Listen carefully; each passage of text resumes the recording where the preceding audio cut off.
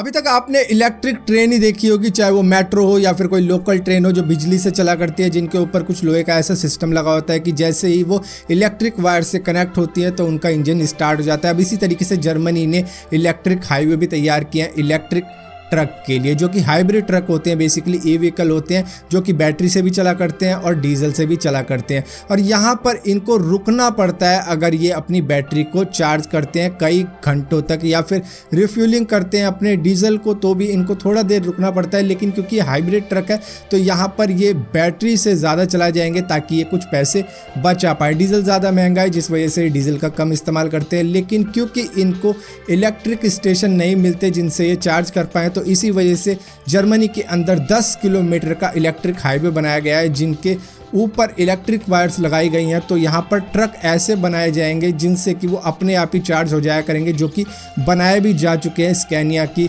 तरफ से, जो कि एक ट्रक की ही कंपनी है। अब यहाँ पर इन ट्रकों को रुकना नहीं पड़ेगा हाईवे पे, बल्कि ये चलते चलते ही अपनी बैटरी को चार्ज कर लेंगे, क्योंकि बीच बीच में कई जगहों पर इनको इसी तरीके के इलेक्ट्रिक हाईवे मिला करेंगे। यहाँ पर करीबन 10 किलोमीटर तक का ही बनाया गया है जर्मनी के अंदर, और इससे पहले स्वीडन में भी बनाया गया था, लॉस एंजल्स में भी बनाया गया था, लेकिन वहाँ पर बहुत छोटे बनाए गए थे। लेकिन यहाँ पर बहुत बड़ा बनाया गया है करीबन 10 किलोमीटर का, और इसी के साथ साथ ही और भी कई जगह बनाए जाएंगे जिससे कि किसी को भी वेट करने की जरूरत नहीं पड़ेगी अपनी बैटरी को रिचार्ज करने के लिए। और इसी तरीके से वो डीजल का भी फिर कम यूज करेंगे, क्योंकि अगर उनको इलेक्ट्रिक रिचार्ज मिलता रहेगा हाईवे पे ही तो उनको कहीं रुकने की भी जरूरत नहीं पड़ेगी रिचार्ज के लिए अपनी बैटरी को। और इसी के साथ साथ वो डीजल भी कम यूज करेंगे, क्योंकि अब उनको डीजल की जरूरत ही नहीं पड़ेगी, क्योंकि उनकी बैटरी बार बार रिचार्ज हो जा रही है। तो यहाँ पर डीजल की बचत हो जाएगी और इसी के साथ साथ वातावरण भी साफ रहेगा। Welcome to amazing random fact. मेरा नाम है भारत शर्मा, आप देख रहे हो देखो इसको। आशा करता हूँ आज का दिन आपको बहुत अच्छा बीत रहा होगा।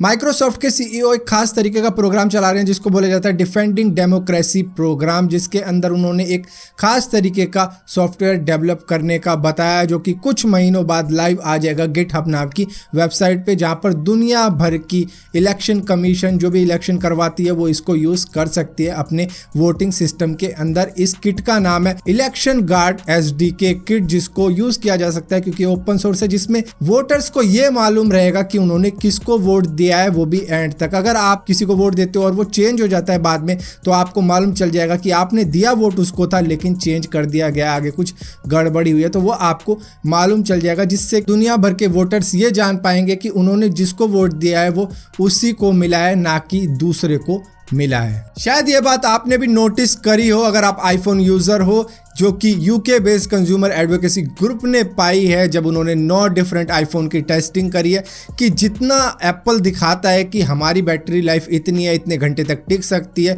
उतना टिकती नहीं है। और यहाँ पर जो लेटेस्ट है आईफोन XR, वो तो 25 घंटे दिखाता है कि हमारी बैटरी 25 घंटे तक टिक जाती है, लेकिन यहाँ पर इस टेस्टिंग में टिकी सिर्फ 16 घंटे 32 मिनट तक की। तो यहाँ पर आईफोन ने जितना बताया उससे बहुत कम यहाँ पर उनकी बैटरी टिकती है, जो कि करीबन 60-65% के आसपास टिकी, जबकि उन्होंने बताया था कि 25 घंटे टिक सकती है। तो यहाँ पर कुछ बातें तो हैं जो एप्पल लाए करता है, बल्कि दूसरी कंपनी भी झूठ बोलती हैं कि हमारे प्रोडक्ट ऐसा है, हमारा प्रोडक्ट वैसा है, मतलब थोड़ा सा हाइड करके चलती हैं अपने जो भी नेगेटिव पॉइंट्स होते हैं, हर कंपनी करती है। यहाँ पर शायद आईफोन ने भी यही सब किया है, लेकिन आईफोन के और भी कई सारे झूठ है जो किसी और वीडियो में जानेंगे। ये बात तो आप सभी को मालूम चल चुकी होगी, जो मैं कई बार बता चुका हूँ कि जापान के अंदर बहुत सारी वेंडिंग मशीन है, हर कुछ मीटर पर ही वहाँ पर वेंडिंग मशीन आपको मिल जाती है। अब यहाँ पर जापान में ब्लाइंड लोग भी रहते हैं, जिसकी वजह से बियर कैन और सॉफ्ट ड्रिंक में अंतर मालूम चल सके उनको, जिस वजह से उन्होंने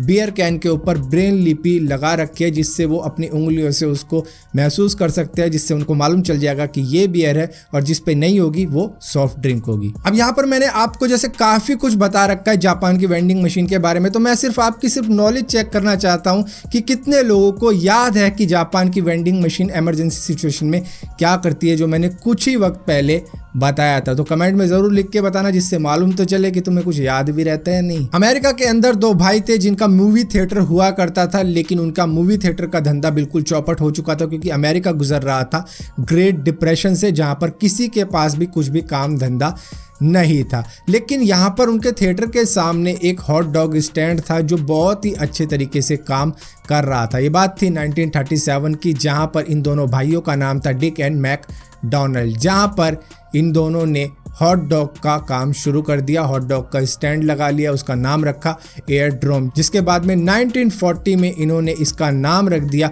मैकडोनाल्ड बारबेक्यू और इसको और कई जगहों पर फैला दिया। और इन्होंने अपने मेन्यू में ऐड कर लिया बर्गर और फ्रेंच फ्राइज, जो आज इनकी स्पेशलिटी है। कई बार आपके साथ ये हुआ होगा कि आप मीटिंग में बैठे हो और वहां पर काफी सारे जने हैं। यहाँ पर जब आप बोलने लगते हो तो आप थोड़ा सा तुतला जाते हो, मतलब जबान थोड़ी लड़खड़ा रही है, आप सही शब्दों का उपयोग नहीं कर पा रहे हो। ये सिर्फ इसलिए होता है क्योंकि वहां पर कार्बन डाइऑक्साइड की मात्रा ज़्यादा बढ़ जाती है, क्योंकि वो बंद कमरा है और वहां पर इतने सारे लोग हैं जो कार्बन डाइऑक्साइड छोड़ रहे हैं। तो उस कमरे में कार्बन डाइऑक्साइड के बढ़ने की वजह से आप तुतलाते हो और आपकी ज़बान थोड़ी लड़खड़ा जाती है, जिससे आप थोड़े से बेवकूफ़ लगते हो और थोड़ा सा शर्मिंदा हो जाते हो। गेम्स ऑफ थ्रोन के फैन सीजन 8 देखने में बिजी हैं और इसकी बुराई करने में बिजी है कि ये ड्रैगन मरवा दिया, वो ड्रैगन मरवा दिया, इतने अंधेरे में क्यों शूट किया गया है, कुछ तो दिख नहीं रहा कि क्या हो रहा है। और इसी के साथ साथ यहाँ पर स्टारबक्स के मज़े आ चुके हैं, क्योंकि सीजन 8 के आखिरी एपिसोड के अंदर उनकी फ्री की $2.3 बिलियन की एडवर्टाइजमेंट हो चुकी है, जहाँ पर स्टारबक्स के टाइप का कुछ कॉफ़ी कप दिखाया गया है वहाँ पर टेबल पे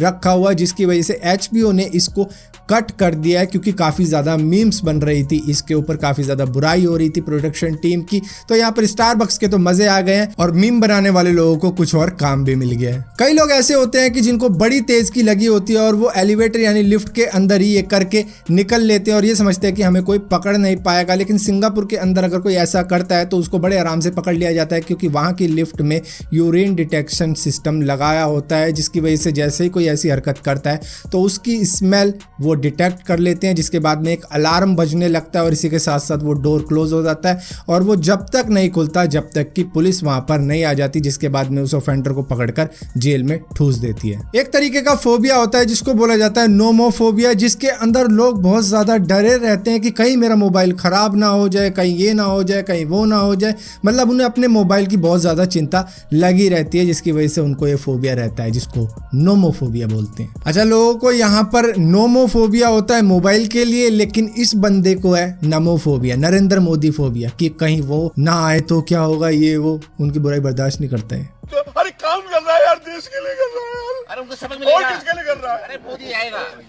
तो फिलहाल के लिए अमेजिंग रैंडम फैक्ट्स की इस वीडियो में इतना ही था। अगर वीडियो आपको पसंद आती हो तो इस वीडियो को लाइक जरूर करना, शेयर जरूर करना और इसी के साथ साथ इसी टाइप की और भी वीडियो देखने के लिए इस चैनल को सब्सक्राइब जरूर करना, और सब्सक्राइब किया है तो बेल का आइकन जरूर दबाना, वरना आपको मालूम भी नहीं चलेगा कि मैंने कोई वीडियो डाली भी है। मजा आया, और मैं ये जो मजा है हिंदुस्तान के हर व्यक्ति को देना चाहता हूँ। जो भी हो जाए मैं ये काम करूंगा। करो ना भाई,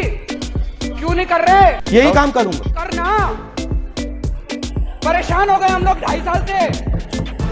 ये भी परेशान हो गए, हम भी परेशान हो गए, करो फिर। मैं लगा हुआ हूँ, लगा रहूंगा।